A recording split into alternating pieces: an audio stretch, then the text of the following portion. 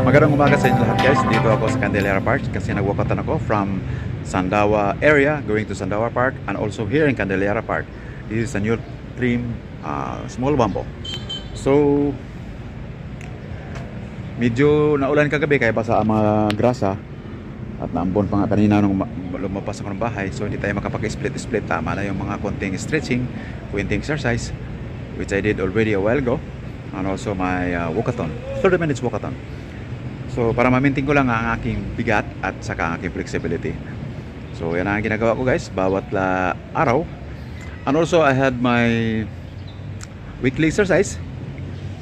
Sometimes I went to People's Park or in Rizal Park, somewhere in downtown, para lang magkaroon ako ng kumbaga sa exercise nga every week, even Saturday and Sunday.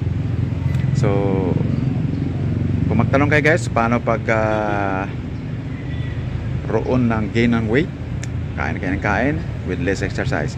Pero kung gusto nyo bawasan ang inyong timbang, mag-less kayo ng kain or intake at saka dagdagan ang inyong exercise.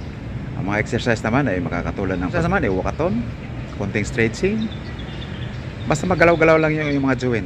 At least any work or anything